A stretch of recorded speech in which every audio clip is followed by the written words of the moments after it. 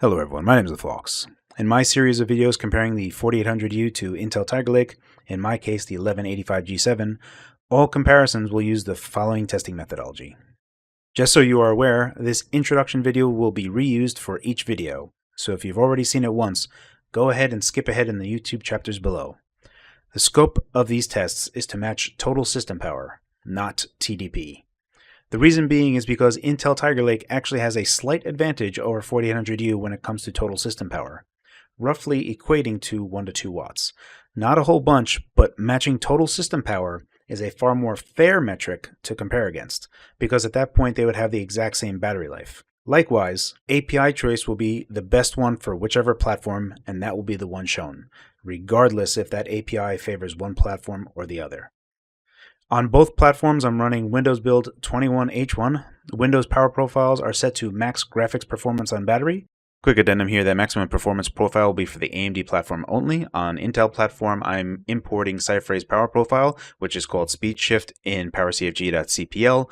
This basically decouples a lot of Windows stuff from interfering with Intel's own power management. This way, only Intel power management is being enforced. PCIe power management is set to maximum energy savings.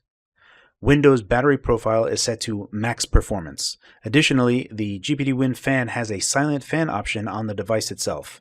Since silent fan mode does affect total system power, silent fan mode will be enabled on all TDP below 15 watts. Above 15 watts, silent fan mode will be disabled.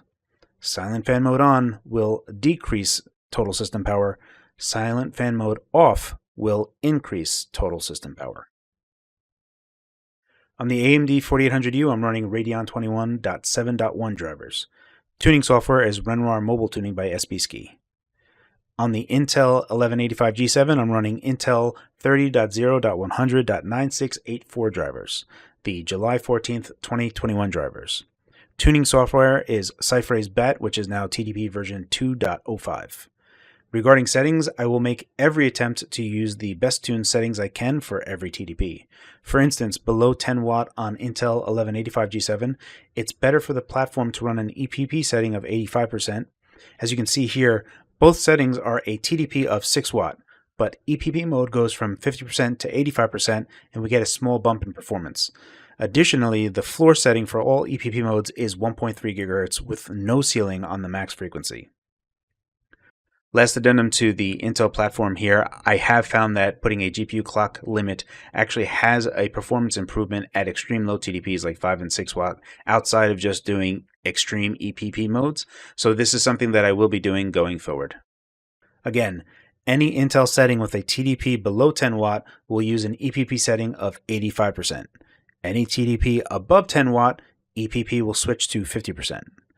On AMD at 5 watt TDP, the only change I make is to statically set GPU frequency between 200 and 350 MHz. At 12 watt TDP, I set GPU statically to 1.1 GHz. The GPU clock frequency will always be displayed on screen, so you'll know exactly what I'm using, just in case I find something slightly better for whatever I'm testing. Outside of that, 20 watt TDP and above will be using stock dynamic GPU clock frequency, and I will only be changing TDP. That's pretty much all the information you need to know so that you can understand all the settings that I have underneath. Outside of that, I will be saying what settings are in the game in the following part of this video. Alrighty, so we are taking a look at switch emulation using the latest public version of YUZU. You can see right here that I am using GPU Normal and the Vulkan API backend. It is YUZU's version 768. As well as the dock configuration. I am utilizing the Switch Pro controller to 360 controller in terms of the controller config. Outside of that, none of the options were changed outside of the default. We are really just taking a look at what the difference is between both platforms. You can optimize games better with YUZU. That's not really the scope of this video. It's really to take a look at performance between these two platforms. That's pretty much it. So we'll take a look at those games and then the conclusion of this video afterwards.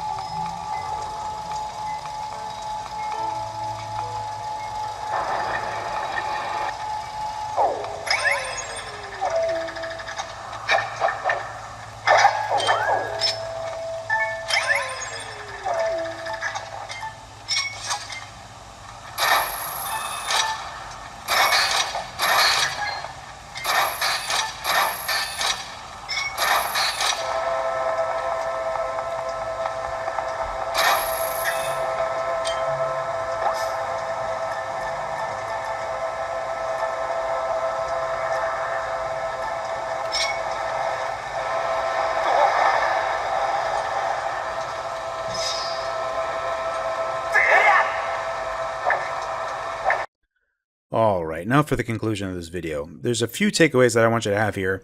Overall, the big one is that Intel's Tigerlake platform is superior for Switch emulation. It has a more consistent, stable frame rate, whereas AMD will kind of stutter every now and again. Astral Chain is probably the biggest one out of all these, where it's just kind of stuttering all over the place on AMD, and it's buttery smooth the entire time on Intel's Tigerlake. So that's one thing that was nice that I could highlight that particular segment. Not every game has this between both platforms, it's just Astral Chain really stands out. The other thing that I really wanted to mention is that AMD does do better in power once again, and this is kind of a recurring theme between the other emulator videos that I've done, where AMD does a better job at minimizing how much power it needs, or only using as much power it needs once it's realized it's reached its goal, whereas Intel kind of just spends more power even though it doesn't need to, like in Golf Story where Intel's just using 6 more watts for no apparent reason. It should be noted that on Intel's platform, 100%, you could tune this better to not use as much power, but you'd have to step in and do that, whereas on AMD's platform, it just does it automatically. So that's a bonus for AMD. The other bit that I want to kind of point out, and it's more of a driver issue, is that Legend of Zelda Link's Awakening, the depth of field on the tilt shift effect that they have is way out of whack on Intel's platform. You can use mods to completely disable the blur, but I feel like that takes away some of the charm of the game, so it's something that I don't really want to entertain. Hopefully that gets fixed later on, either through drivers or with YUZU support targeting Intel's platform. So that's the only two things that I really wanted to point out, is that Tigerlake does perform better. It even performs better on Link's Awakening. However, AMD is generally consistent in terms of its quality that it has. Like, there's very few driver issues, and power performance type of stuff is a little bit more fine-tuned or optimized in that stack. The last thing I want to talk about here is that every game that I showed here is a Switch exclusive. You should only be using emulation when the features are better on the emulator, or the game is exclusive to the platform and not on PC. There are a tremendous amount of games on the Switch platform. However, many of those games exist on PC as well. You will be far better served to get the PC version, as mod support will be better on PC, as well as power and performance will be leagues better with a native PC port. Anywho, this is my look at Intel's 1185G7 Tigerlake platform versus AMD's 4800U Renoir platform in Switch emulation. Largely, it is my verdict that Intel wins here. There are some things that can get fixed, and that's a software issue. It's not a hardware issue. So over time, especially as YUZU develops more and further, things are only going to get better. But at this point in time, it clearly looks like it's going to be better on Tigerlake. As always, guys, thank you for your time, and thanks for watching.